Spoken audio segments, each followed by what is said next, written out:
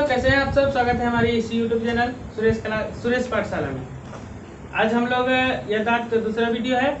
आज यह दांत का अंतिम वीडियो होगा। आज हम लोग दांत की संरचना के बारे में पढ़ेंगे।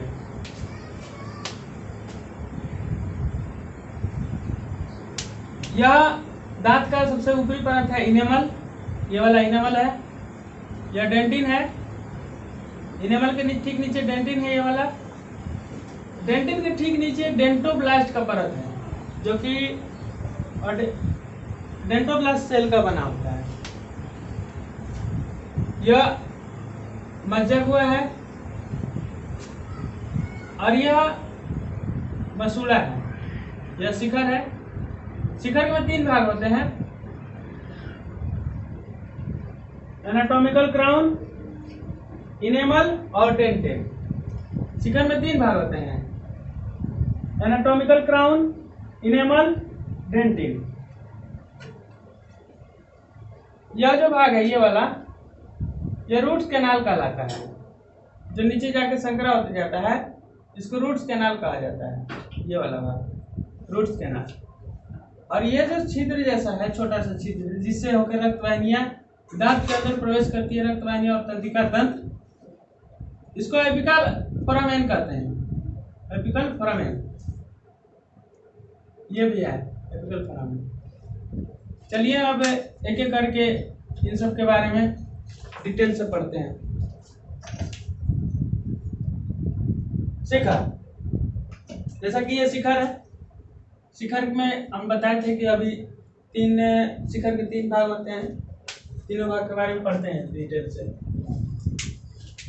शिखर, यह मसूड़े के ऊपर वाला भाग होता है। यह मसूड़ा है। मसूड़ा के ऊपर वाला भाग ये शिखर होता है। ये वाला भाग शिखर होता है। यह दांत का सबसे चौड़ा भाग होता है। यह दांत का, यहाँ पे देखिए अब संकरा है और यहाँ पे ये चौड़ा हो गया है। यह दांत का सबसे चौड़ा वाला भाग होता है। ये शिखर, ये वाला सबसे चौड़ा वाला भाग होता है। यह इनेमल से घिरा होता है।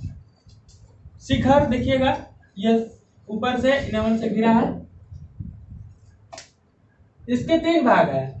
शिखर के 3 भाग हैं: anatomical crown, enamel, dentin. Anatomical crown यह दांत का सबसे ऊपरी भाग है। इनेमल यह दांत की सबसे ऊपरी परत है। यह शरीर का सबसे कठोरतम ऊतक है। यह इनेमल, यह सबसे दांत का ऊपरी परत है। यह दांत शरीर का सबसे कठोरतम ऊतक है। यह दांत को जीवाणुओं दबाव से रक्षा प्रदान करता है। यह दांत को सफेद रंग देता है। इनेमल के कारण ही दांत सफेद होता है और इनेमल के कारण ही वह जीवाणुओं से और अधिक दाग पड़ने पर दांत के ऊपर, जब हम कोई कड़ा चीज खाते हैं, उससे बचाता है इनेमल। इनेमल को कठोरता फ्लोरीन से प्राप्त होता है। फ्लोरीन से प्राप्त होता है। इनेमल में क्यों कठोर होता है? उससे फ्लोरीन होता है, इसीलिए। देखिए फ्लोरीन। इनेमल में 96% कैल्शियम कार्बोनेट और इनेमल में 96% कैल्शियम कार्बोनेट और कैल्शियम फॉस्फेट होता है। इनेमल में 96% कैल्शियम कार्बोनेट और फॉस्फेट होता है। Calcium phosphate. इनेमल में 96% कैल्शियम कार्बोनेट और कैल्शियम फॉस्फेट होता है। दोनों मिलके कैल्शियम फॉस्फेट और कैल्शियम कार्बोनेट मिलके बनाते हैं 96% भाग इनेमल का। इनेमल में 3% जल होता है। इनेमल में 3% जल होता है। 1% एनेलोजेनिन तथा एनेमेलिन होता है। 1% इनेमल में एनेलोजेनिन और एनेमेलिन होता है। इनेमल को छोड़कर दांत के सभी भाग का निर्माण मेसोडर्म परत से होता है। इनेमल को छोड़कर दांत का सभी भागों का निर्माण मेसोडर्म परत से होता है। दूसरा पढ़ते हैं, तीसरा डेंटिन।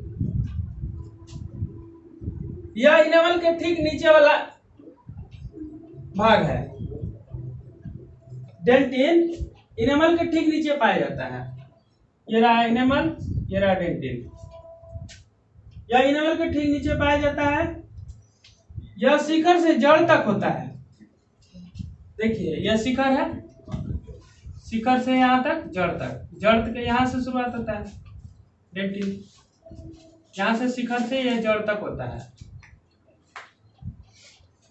डेंटिन। ये शिखर है ना, शिखर से लेके जड़ तक, देखिए यहाँ तक है, यहाँ तक, यहाँ भी डेंटिन है। यह शिखर से लेके जड़ तक होता है। यह ठंडे व गर्म पदार्थ से दांतों की सुरक्षा प्रदान करता है। डेंटिन है ये, जो कि शिखर से लेके जड़ तक होता है, यहाँ तक, जड़ तक। यह दांतों को ठंडे व गर्म पदार्थ से सुरक्षा प्रदान करता है। यह अस्थि से भी कठोर होता है। डेंटिन हड्डियों से भी कठोर होता है, बहुत ज्यादा कठोर होता है। इसका निर्माण कैल्शियम संयोजी उत्तक से होता है। कैल्शियम संयोजी उत्तक एक विशिष्ट प्रकार का उत्तक होता है, जो कैल्शियम संयोजी उत्तक जिसका नाम है, उसी से बना होता है डेंटिन। इसका निर्माण भ्रूण के मेसोडर्म परत से होता है। डेंटिन का निर्माण भ्रूण के मेसोडर्म परत से होता है। डेंटिन का स्राव ओडेंटोब्लास्ट कोशिका से होता है। ये जो डेंटिन होता है, ये जो डेंटिन है, ये वाला, ये ओडेंटोब्लास्ट सेल, ये जो ओडेंटोब्लास्ट परत है ना, ये परत किसे बना होता है? ओडेंटोब्लास्ट सेल का बना होता है। डेंटिन ओडेंटोब्लास्ट सेल के स्रावन से बनता है। यहाँ पे ओडेंटोब्लास्ट सेल होता है, ये ओडेंटोब्लास्ट परत है, तो ओडेंटोब्लास्ट परत है तो उसी में ना ओडेंटोब्लास्ट सेल होगा। इसी से निकलकर, इसी से स्राव होता है, ओडेंटोब्लास्ट से परत से डेंटिन का स्राव होता है, तो ये बाहर निकल के यहाँ से निर्माण करता है डेंटिन का।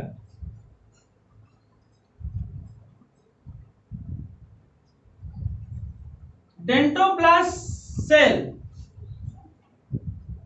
डेंटोब्लास्ट सेल, डेंटोब्लास्ट परत, डेंटोब्लास्ट परत में डेंटोब्लास्ट कोशिका होता है। डेंटोब्लास्ट परत में, ये डेंटोब्लास्ट परत है, इसी के अंदर डेंटोब्लास्ट तो डेंटोब्लास्ट सेल का ही बना होगा, नाम से ही जैसा पता चल रहा है।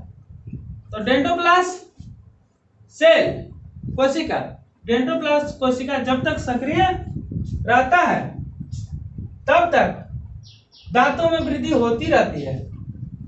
दांतों में कब तक वृद्धि होती है? जब तक डेंटोब्लास्ट सेल वृद्धि कर सक्रिय रहता है तब तक दांतों में वृद्धि होती रहती है। अगर डेंटोब्लास्ट सेल अगर निष्क्रिय हो जाएगा तो दांतों में वृद्धि रुक जाएगी।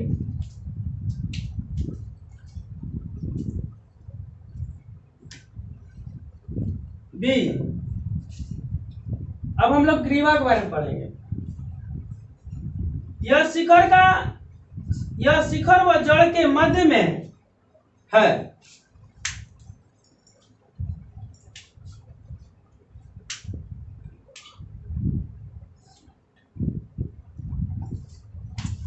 यह शिखर व जड़ के मध्य में है। इसके 3 भाग हैं, मसूड़े, मज्जा, मज्जा गुहा।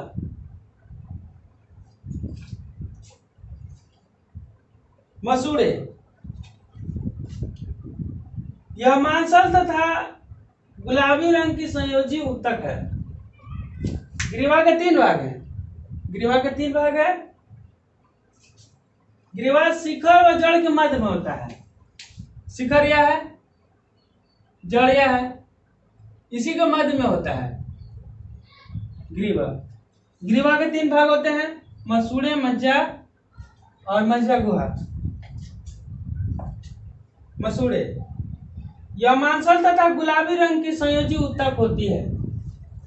मसूड़े जो होता है यह मांसल तथा गुलाबी रंग की संयोजी उत्तक होती है। मसूड़े जो होता है मांसल होता है और प्लस गुलाबी रंग का संयोजी उत्तक होता है।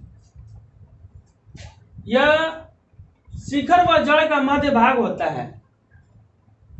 यह मसूड़े जो होता है यह शिखर और जड़ के मध्य भाग होता है।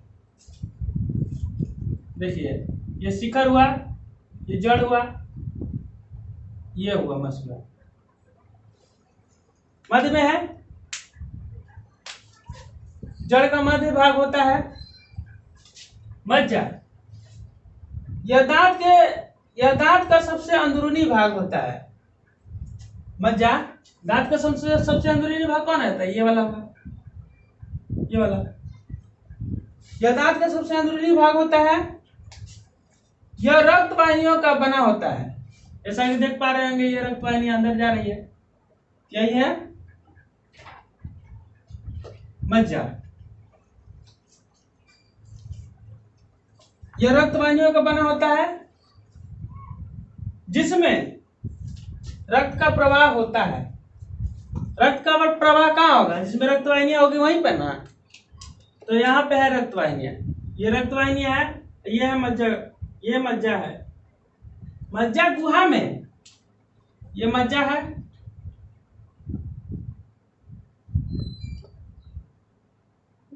ये मज्जा है, तो ये इसके चारों तरफ मज्जा गुहा होगा। यहां से ये रक्त वाहिनी जा रही है, यहाँ पे भी रक्त वाहिनी जा रही है, ये मज्जा गुहा। जिसमें रक्त का प्रवाह होता है। मज्जा गुहा के चारों ओर टैनिन पाया जाता है। मज्जा गुहा के चारों ओर यहाँ पे टैनिन पाया जाता है। ये सब में ये मज्जा गुहा हुआ,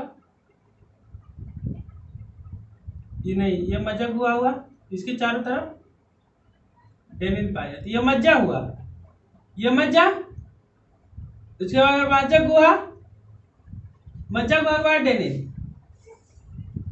देखिए, ये टैनिन पाया जाता है। ये मज्जा गुहा, टैनिन।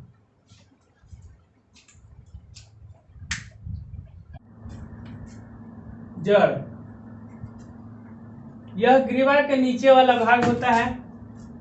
यहाँ देखिए, शिखर के नीचे ग्रीवा और ग्रीवा के नीचे जड़। ये ग्रीवा के नीचे वाला भाग होता है जड़। जड़ के ऊपर ग्रीवा होता है, तो ग्रीवा के नीचे जड़ होता है, ये वाला जड़ होता है। यह दांत के लगभग 2/3 भाग का निर्माण करती है। जड़ जो होती है दांत के 2/3 भाग का निर्माण करती है। जड़ दांत के 2/3 भाग का निर्माण करती है। यह अस्थि में गहराई तक धंसा होता है। जड़ अस्थि में गहराई तक धंसा होता है। ये जो जड़ है, यहाँ पे खांचा होता है, इसमें गहराई तक ये धंसा होता है, गहराई तक, ये गहराई तक, ये गहराई में धंसा होता है। ये धंसा हुआ रहता है, अस्थि में धंसा रहता है, सॉकेट में फिट रहता है। यह सीमेंट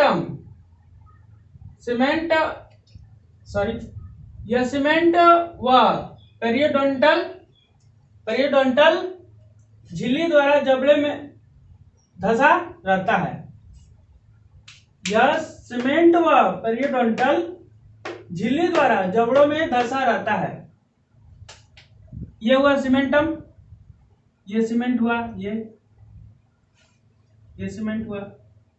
पेरियोडोंटल झिल्ली यहीं पे रहता है, यहीं पे सीमेंट है, यहीं पेरियोडोंटल झिल्ली रहता है। उसी के साथ जबड़ों में धंसा रहता है, जबड़ों में, जिसमें दांत फिक्स रहता है, जबड़ों में धंसा रहता है। जड़ के निम्न भाग हैं। रूट कैनाल, पहला रूट कैनाल, दूसरा सीमेंटम, तंत्रिकाओं एवं रक्त वाहिनियां, जबड़े की अस्थियां। रूट कैनाल, रूट कैनाल देखिए यहाँ पे, पहला ये रूट कैनाल, रूट कैनाल ये हुआ। कैनाल का मतलब क्या होता है? इसे संकरा होता है। कैनाल ज्योग्राफी में भी आप पढ़े होंगे, नाम से ही पता चलता है कैनाल जैसा होता है। कैनाल, कैनाल अर्थात ये ऊपर ऐसे ही रहता है फैला हुआ, नीचे संकरा होती जाता है। तो यहाँ पे एक रूट कैनाल जैसा बन रहा है, यहाँ पे ऐसे नीचे जैसे आ रहा है, संकरा होते जा रहा है। सीमेंटम, ये रहा सीमेंट, ये सीमेंटम है। तंत्रिकाओं एवं रक्त वाहिनियां, ये जो छिद्र है एपिकल फोरामेन, यहीं से होकर रक्त वाहिनियां और तंत्रिका कोशिकाएं रक्त के दांत के अंदर प्रवेश करती है। यहां से एपिकल फोरामेन से रक्त कोशिकाएं और तंत्रिका कोशिकाएं, यहाँ पे एक छोटा सा छिद्र होता है, इसके अंदर प्रवेश करती है, इसे प्रवेश करती है। जबड़े की अस्थियां, जबड़े की अस्थियां जिससे नाम से ये स्पष्ट है, जबड़े की अस्थियां। एक एक करके देखते हैं सबको। रूट कैनाल, मज्जा गुहा के आधारी भाग पर यह संकरा होते जाता है, जिसे रूट कैनाल कहा जाता है। हमने अभी बताया आपको, मज्जा गुहा के आधारी भाग पर यह हुआ मज्जा गुहा, ये मज्जा गुहा हुआ ना, ये मज्जा गुहा हुआ, ये टोटल मज्जा गुहा का आधारी भाग क्या होगा? नीचे होगा ये। तो मज्जा गुहा का आधारी भाग नीचे जाते हैं जैसे ही संकरा होते जाता है, तो वही चीज लिखा है। मज्जा गुहा का आधारी भाग पर यह संकरा होते जाता है। रूट कैनाल, मज्जा गुहा ये हुआ, मज्जा गुहा का आधार ये हुआ, यहां से संकरा होते जाता है, जिसे रूट कैनाल कहा जाता है। इसी को रूट कैनाल कहा जाता है, इसी को रूट कैनाल। संकरा होते जा रहा है। सीमेंटम, यह अस्थि जैसा संरचना होता है। ये जो सीमेंटम होता है, सीमेंटम या सीमेंट, ये सीमेंटम, यह अस्थि जैसा संरचना होता है, हड्डी जैसा संरचना होता है, जो दांत के जड़ को ढके रखती है। ये जो दांत के जड़ है, ये जो जड़ है, ये जड़ यहां से यहां तक, यहां से यहां तक सीमेंट उसको ढके रखता है, सीमेंट उसको ढके रखता है। यहाँ पे सीमेंट होता है, ये दांत का जो जड़ है, सीमेंट उसको बाहर से ढके रहता है। जड़ के चारों तरफ सीमेंट होता है। यहाँ जो सीमेंट दिया गया है, ये इसके चारों तरफ, जड़ के चारों तरफ होता है, ये चारों तरफ आवरण होता है। सीमेंट में सीमेंटोसाइट कोशिका होती है। सीमेंट जो होता है वो सीमेंटोसाइट कोशिका की बना होता है। सीमेंटोसाइट कोशिका पाई जाती है, सीमेंट में सीमेंटोसाइट कोशिका पाई जाती है। क्वेश्चन आ जाएगा, सीमेंट में कौन सी कोशिका पाई जाती है? सीमेंटोसाइट कोशिका पाई जाती है। अगला, तंत्रिकाओं एवं रक्तवाहिका, यह भोजन चबाने के दौरान लगाए जाने वाले बल को नियंत्रित करती है। रक्तवाहिका दांत को पोषण प्रदान करती है। तंत्रिकाओं एवं रक्तवाहिका, यहाँ पे देखिए तंत्रिका भी है और रक्तवाहिका भी है, तंत्रिका तंत्र भी है और रक्तवाहिका भी है। यह भोजन चबाने के दौरान, तंत्रिका तंत्र का क्या होता है, कार्य क्या होता है यहाँ पे? यह भोजन चबाने के दौरान लगाए जाने वाले बल को नियंत्रित करती है। जैसे हम किसी कठोर चीज को खा रहे हैं तो हमको ऐसे थोड़ी तंत्रिका तंत्र वहाँ नहीं रहेगा तो हमको थोड़ी भी पता चलेगा कि हमको कितना जोर से दबाना है। जोर से दबाना है या तो उसको छोड़ देना, अब नहीं टूटेगा।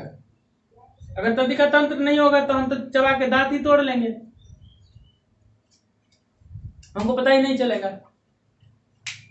तो वही होती है तंत्रिका तंत्र। यहाँ जो तंत्रिका तंत्र है ये रक्त वाहिका एवं तंत्रिका तंत्र दोनों एक ही साथ जाती है एपिकल फोरामेन से अंदर। वो क्या करती है, दबाव को नियंत्रित करती है। और रक्त वाहिका क्या करती है, रक्त वाहिका दांत को पोषण प्रदान करती है। जैसे कि हम जानते हैं हमारे शरीर में पोषक पदार्थ का परिवहन कौन करता है, रक्त के माध्यम से ही जाता है। तो यहाँ पे भी पोषण, दांत को भी तो पोषण चाहिए, कैल्शियम चाहिए, मिनरल चाहिए, खनिज चाहिए, ऑक्सीजन चाहिए, सब कुछ चाहिए। तो यहाँ से होके रक्त वाहिका से होते हुए दांत के अंदर यहाँ तक प्रवेश करता है। अगला है जबड़े की अस्थियां। इसे वायु कोशीय अस्थियां भी कहा जाता है। जबड़े की अस्थियां को वायु कोशीय अस्थियां भी कहा जाता है। इसका दूसरा नाम वायु कोशीय अस्थियां भी होता है। इसे दांत की खांचे, इसमें दांत की खांचे स्थित होती है। जबड़े की अस्थियां में क्या होगा, जबड़े के अंदर सॉकेट जैसा होता है जिसको जबड़ी की अस्थियां कहते हैं, जिसको वायु कोशिकीय अस्थियां भी कहते हैं। उसमें खांचे जैसा होता है, जैसे कि खांचे मतलब वो होता है कि सॉकेट जैसा होता है जिसमें दांत फिट होता है। खांचे अस्थियां होती है, दांतों की खांचे की अस्थियां होती है। यह दांत के जड़ को घेरे रखती है। जो जबड़े की अस्थियां होती है वो दांत के जड़, ये जो दांत के जड़ है उसको घेरे रखती है। दांत के जड़ को क्या घेरे रखते, सीमेंटम। सीमेंटम को कौन घेरता है, दांत की जबड़े की अस्थियां। ताकि एक प्रकार से कहा जाए तो जड़ को ही घेरे रहती है। अपने स्थान पर स्थिर रहती है। अब जबड़े की अस्थियां है तो हिलेगी डोलेगी नहीं, जबड़ा ही सिर्फ हिलेगा, लेकिन जबड़े की तो अस्थियां तो हिलेगी नहीं। हिला के दिखाइए, ये जबड़ा हिलेगा, अप डाउन हो रहा है, लेकिन जबड़े की अस्थियां तो नहीं हिल रहा है। जबड़े की अस्थियां हिल जाएगा तो दांत भी हिल जाएगा, दांत हिल जाएगा तो फिर अब नहीं करते हैं कैसा हो जाएगा। अस्थिर रहती है, अपने स्थान पर स्थिर रहती है। यहाँ पे नोट देकर है एपिकल फोरामेन। एपिकल फोरामेन से रक्त वाहिनियां एवं तंत्रिका कोशिकाएं दांत के अंदर प्रवेश करती है। एपिकल फोरामेन, यहाँ पे एक छोटा सा छिद्र होता है यहाँ पर, जिससे होकर ये रक्त कोशिका है और तंत्रिका कोशिका दोनों अंदर प्रवेश करती है। रक्त वाहिनियां और तंत्रिका कोशिका दोनों अंदर प्रवेश करती है। तंत्रिका कोशिका दबाव को नियंत्रित करती है और रक्त वाहिका पोषण प्रदान करती है, दांत को पोषण प्रदान करती है। आज का वीडियो दोस्तों यहीं तक रहता है। ये दांत पूरा हम लोग पढ़ लिए, बहुत अच्छे से पढ़ लिए। अब इसका ऑब्जेक्टिव क्वेश्चन आएगा दांत का, उसके बाद फिर पाचन तंत्र का कुछ और अंग पढ़ेंगे हम लोग। अगर वीडियो अच्छा लगा दोस्तों तो लाइक शेयर और हमारे चैनल से जरूर जुड़िएगा। वीडियो पूरा देखने के लिए दोस्तों बहुत बहुत धन्यवाद।